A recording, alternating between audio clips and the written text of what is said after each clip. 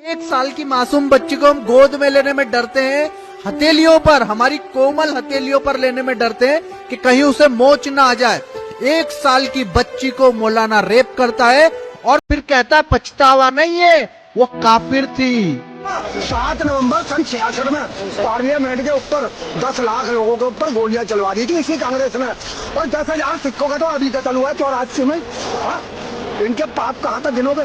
पागल हो जाओगे सुनते सुनते। हम तो इनको पैदाइशी देखते हैं, सन 43 से देखते चले आ रहे हैं इनको। अल्लाह नाम है तेरे हिंदू नहीं गाया, कभी गीत ऐसा मस्जिद से सुनने में ना आया।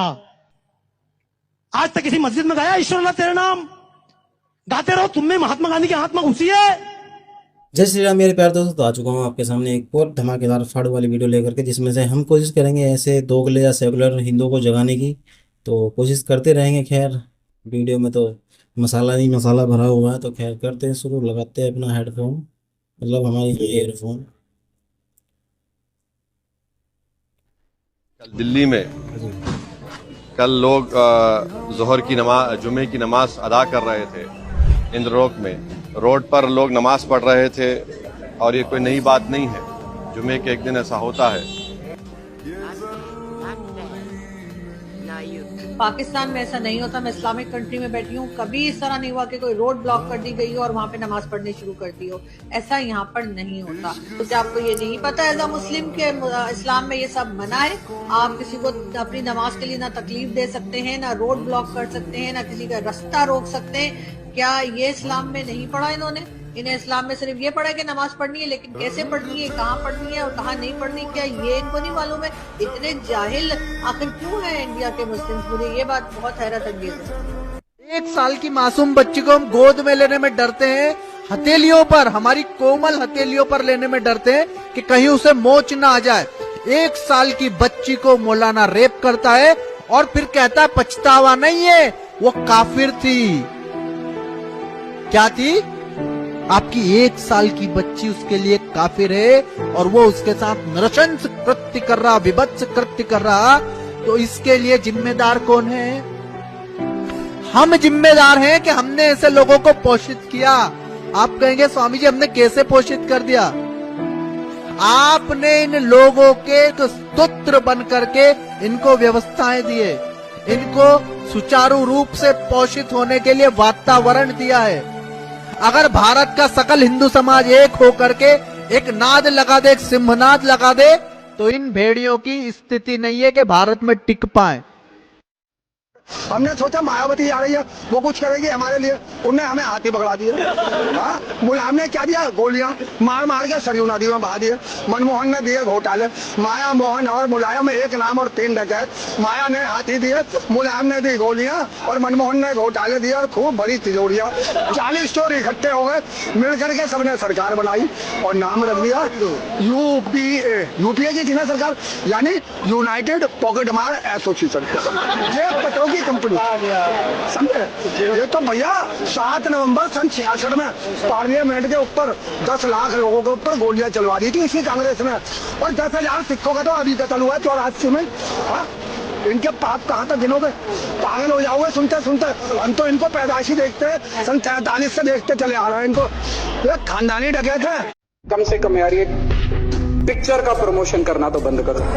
गंदे लगते हो तुम लोग, अच्छी शोभा नहीं देता आप लोगों को। यार आप अच्छे आदमी हो, कुछ करने आए थे राजनीति में, कहाँ पिक्चर के पोस्टर और प्रमोशन करने में लगा दिया? रुको जरा, सब्र करो।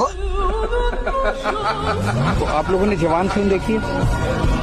मैंने सुना है कि बहुत अच्छी है। अभी एक पिक्चर आई है जवान, किस किस ने देखी है? देखना जाके, अच्छी पिक्चर है। मैं आपसे कहने आया हूं, मर जाओगे बेमौत। कौन तुम्हें बचाएगा? क्या माता वैष्णो देवी तुम्हारी रक्षा करेगी? अरे माता वैष्णो देवी गुफा की रक्षा पुलिस कर रही है। राम जी ने खुद का मंदिर नहीं बचाया, तुम्हें बचा लेंगे। सुनना, गीत सुनाया जाता हमको गीत सुनाया जाता है। कुछ बात है कि हस्ती मिटती नहीं हमारी, सदियों रहा है दुश्मन जोरे जहां हमारा। ये अफगानिस्तान, ये भारत का हिस्सा था, चला गया हस्ती नहीं मिटी। ये पाकिस्तान भारत का हिस्सा था, चला गया हस्ती नहीं मिटी। ये बांग्लादेश हमारा हिस्सा था, चला गया, हस्ती नहीं मिटी। ये कंबोडिया, ये वियतनाम, ये लाओस, ये तिब्बत, ये भारत के हिस्से थे, चले गए, हस्ती नहीं मिटी। ये नेपाल, ये भूटान हमारे भारत के हिस्से थे, कटते चले गए। और इस भारत में भी सब जगह वंदे मातरम नहीं बोल सकते। संसद में एक गुंडा कह जाए टोपी लगाकर वंदे मातरम नहीं गाऊंगा, चल जाएगा। मैं दिल्ली की कह रहा हूं आपसे, दिल्ली में 5000 गुंडे इकट्ठे हुए, टोपी लगाकर, सफेद टोपी लगाकर रास्ते में ऑटो रोके, कार के कांच फोड़े, लड़कियों से बदतमीजी की, लेकिन दिल्ली की पुलिस ने किसी को हाथ लगाने की हिम्मत? पुलिस वालों के हाथ पैर टूट गए, क्यों? और वही पुलिस अगले दिन कोई पांडे नाम का लड़का था, मोटरसाइकिल पर जा रहा था, उसी पुलिस ने गोली चला दी। लोगों ने कहा गलत किया। मैंने कहा मूर्ख था वो पांडे लड़का, क्यों? टोपी लगाकर क्यों नहीं गया? अगर वो भी टोपी लगाकर गया होता तो ये नामर्द पुलिस उस लड़के के चरणों में पड़ी होती जैसी पड़ी थी। मरोगे बमौत। दिल्ली में सरकार की नाक के नीचे एक अवैध मस्जिद का निर्माण किया गया सुभाष पार्क में। विधायक ने किया, कोर्ट ने कहा, मैंने कहता हूं कोर्ट ने कहा है। मुझ पर कहना आसान है, कोर्ट बाबाजी पर केस लगा दो, मुझ पर केस, कितने केस लगाओगे? हट गया केस मेरे ऊपर से, आज तक नहीं कह रहा है। मैंने कहा था, अरे प्रभु राम इस देश के पुत्र थे, महात्मा गांधी इस देश के पुत्र थे, बाप नहीं हो सकते। जब कृष्ण भारत माता के बेटे हैं, राम भारत माता के बेटे हैं, शिवाजी भारत माता के बेटे हैं, महाराणा प्रताप भारत माता के बेटे हैं, तो किसने महात्मा गांधी को बाप बनाया? और महात्मा गांधी को बाप मानते हो तो पहले गाय की हत्या बंद करो। महात्मा गांधी कहते राम नाम तुम गाओ, लेकिन दोस्तों ईश्वर अल्लाह नाम है तेरे, हिंदू नहीं गाया। ईश्वर अल्लाह नाम है तेरे, हिंदू नहीं गाया। कभी गीत ऐसा मस्जिद से सुनने में ना आया। आज तक किसी मस्जिद में गाया ईश्वर अल्लाह तेरे नाम? गाते रहो, तुम में महात्मा गांधी की आत्मा घुसी है। ईश्वर अल्लाह नाम है तेरे, हिंदू नहीं गाया, और कभी गीत ऐसा मस्जिद से सुनने में ना आया। शादी भैया आए हैं। बेवकूफ लड़की, भैया तो मत कहो, निकाह हुआ है तुम्हारा उसके साथ। तो इससे मेरा क्या कसूर है? पहले भाई और अब अब्बा का जवाई।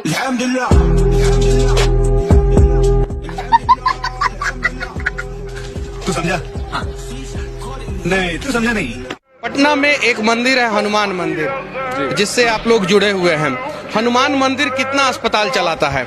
अभी 5 अस्पताल हनुमान मंदिर चला रहा है। उन अस्पतालों का नाम क्या है? महावीर कैंसर संस्थान, महावीर आरोग्य संस्थान, महावीर नेत्रालय, महावीर वात्सल्य अस्पताल और महावीर हार्ट इंस्टीट्यूट। जरा सोचिए, एक मंदिर जो पटना रेलवे स्टेशन पे है, छोटे से जगह पे है, वो बिहार में 5 अस्पताल चला रहा है, और उसकी स्थिति ऐसी है कि प्राइवेट अस्पताल भी उसके सामने फेल हो जाए।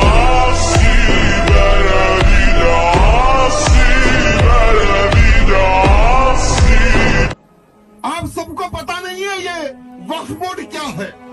आपको पता है क्या वक्फ बोर्ड क्या है?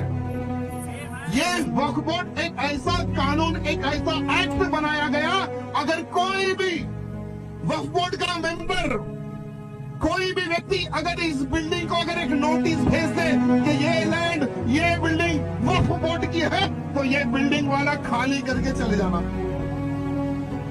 भारत की कोई भी ताकत, कोई भी संविधान, कोई भी कोर्ट इस बिल्डिंग को नहीं बचा सकता।